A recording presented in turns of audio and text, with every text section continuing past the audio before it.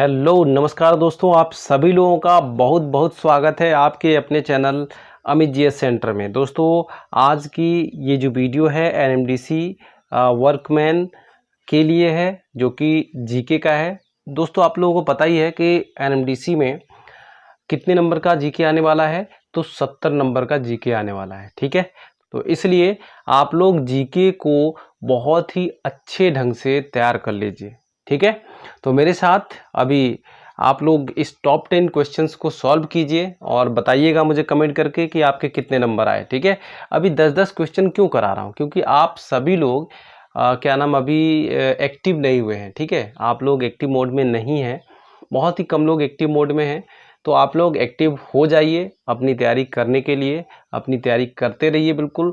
और आप लोगों को पता है कि बहुत ही जल्दी एनएमडीसी का भी नोटिफिकेशन आने वाला है। ठीक है, जितना बहुत ही जल्दी, मैं डेट नहीं बता सकता, लेकिन बहुत ही जल्दी हो सकता है 1 हफ्ते में, 2 हफ्ते के अंदर अंदर इसका जो नोटिफिकेशन है आ जाए कि कब एग्ज़ाम होगा। ठीक है, तो आप लोगों को अपनी तैयारी करना है, आप लोग अपनी तैयारी करते रहिए।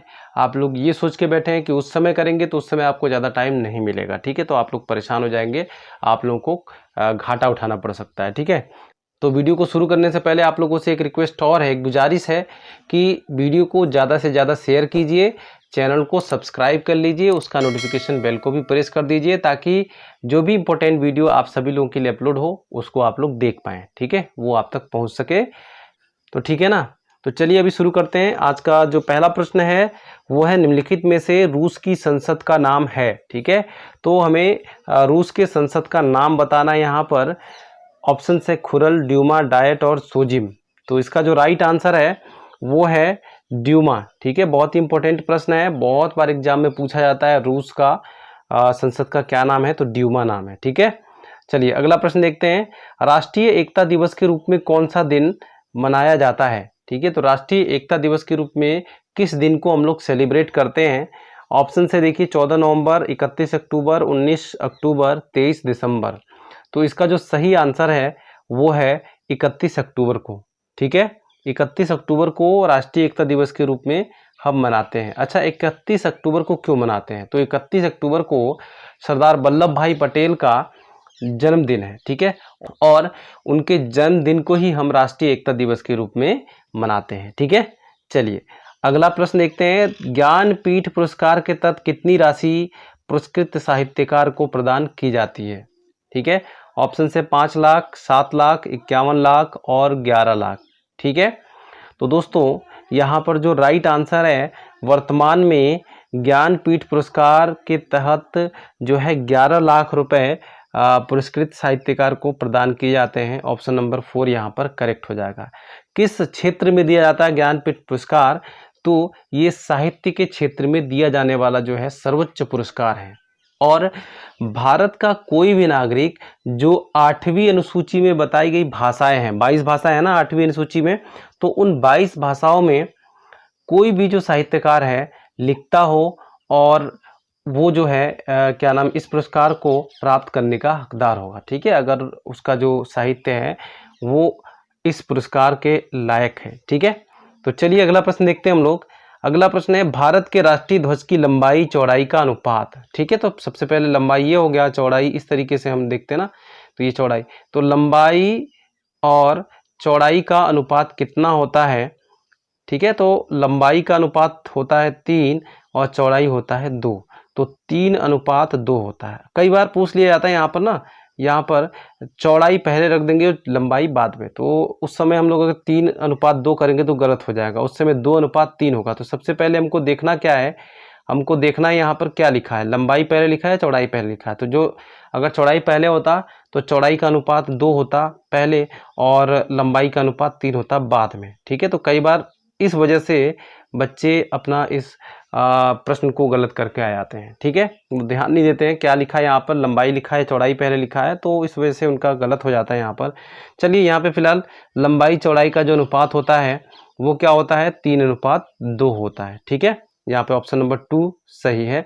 अगला प्रश्न है, भारत की प्रथम महिला लोकसभा अध्यक्ष कौन है? ठीक है, तो भारत की प्रथम महिला लोकसभा अध्यक्ष जो हैं, यहाँ पर ऑप्शन देखिए, किरण बेदी हैं, एनी बेसेंट है, सुमित्रा महाजन है। ठीक है, तो ऑप्शंस में आपको बताना है कौन सा ऑप्शन यहाँ पर सही है।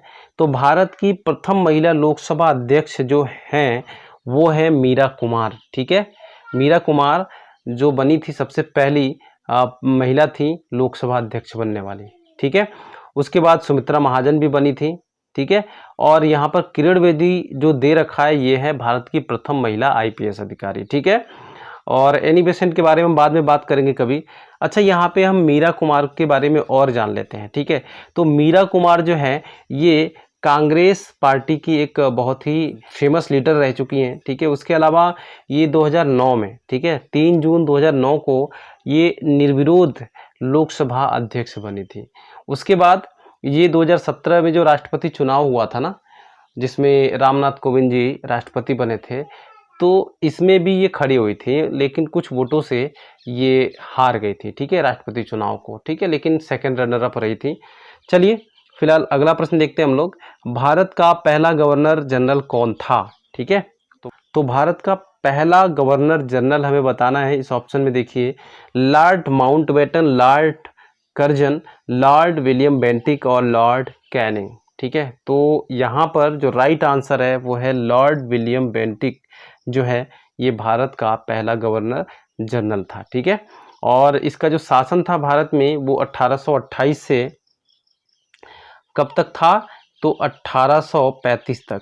ठीक है, 1835 तक इसने भारत पर शासन किया था। ठीक है, अगर हम बात करें भारत के अंतिम गवर्नर जनरल की तो वो थे लॉर्ड कैनिंग। ठीक है, जो कि प्रथम वायसराय भी थे भारत के।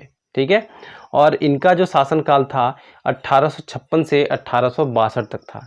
ठीक है, और भारत के अंतिम वायसराय की अगर हम बात करें तो भारत का अंतिम वायसराय था लॉर्ड माउंटबेटन। ठीक है, कंफ्यूज होने की जरूरत नहीं है, आप लोग इन तीनों को बिल्कुल सेट कर लीजिएगा अपने माइंड में। ठीक है, भारत का अंतिम वायसराय जो था लॉर्ड माउंटबेटन था, और भारत का अंतिम गवर्नर जो था वो लॉर्ड कैनिंग था, और भारत का प्रथम गवर्नर जनरल जो था वो था लॉर्ड विलियम बेंटिक। ठीक है, और प्रथम वायसराय अगर पूछ लिया जाता है तो प्रथम वायसराय था लॉर्ड कैनिंग। ठीक है, अगर हम भारत का जो अंतिम वायसराय था उसकी बात करें तो उसका जो शासन था भारत पे वो 1947 से 1948 तक था। ठीक है, उसके बाद इसका शासन खत्म हो गया था और भारत भी आज़ाद हो चुका था, उसके बाद इनकी जरूरत नहीं थी। ठीक है, चलिए अगला प्रश्न देख लेते हैं हम लोग। अगला प्रश्न है, भारत का प्रथम परमाणु रिएक्टर कौन है? तो यहाँ पे ऑप्शन है अप्सरा, नरेगा, कैगा और काकरा पार। तो इसका जो राइट आंसर है वो है अप्सरा।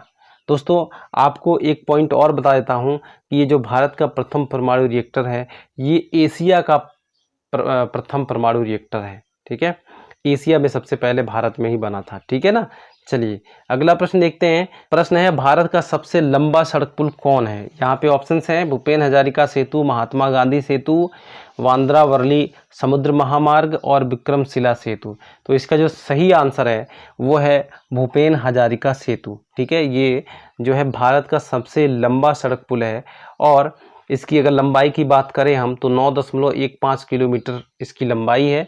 और किस नदी पर बना है? तो ये लोहित नदी पर बना है। किस पर? लोहित नदी पर इसका निर्माण किया गया है। ये जो लोहित नदी है ये ब्रह्मपुत्र नदी की एक मुख्य उपनदी है। ठीक है, चलिए अगला प्रश्न देखते हैं।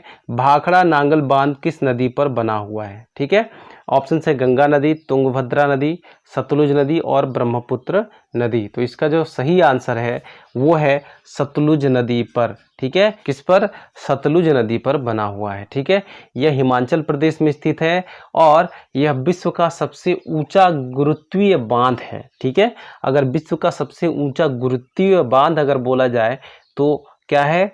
यह है भाखड़ा नांगल बांध। ठीक है, अगला प्रश्न देखते हैं क्या है? सौर प्रणाली की खोज किसने की थी? ठीक है, तो सौर प्रणाली की खोज किसने की थी? ऑप्शन है गैलीलियो, जे.एल. बेयर्ड, कोपरनिकस और केपलर ने। तो इसमें से कौन सा ऑप्शन सही होगा दोस्तों? तो इसका जो राइट आंसर है वो है कोपरनिकस ने। ठीक है, सौर प्रणाली की खोज किसने की थी? कोपरनिकस ने की थी। और ये कोपरनिकस कौन थे? तो ये खगोल शास्त्री थे और इसके साथ साथ वो एक महान गणितज्ञ भी थे। ठीक है दोस्तों, तो आपको ये वीडियो कैसी लगी हमें कमेंट में ज़रूर बताइएगा और वीडियो को लाइक कीजिएगा, वीडियो को ज़्यादा से ज़्यादा शेयर कीजिएगा। तो मिलते हैं अगले वीडियो में, तब तक के लिए बाय बाय, टेक केयर।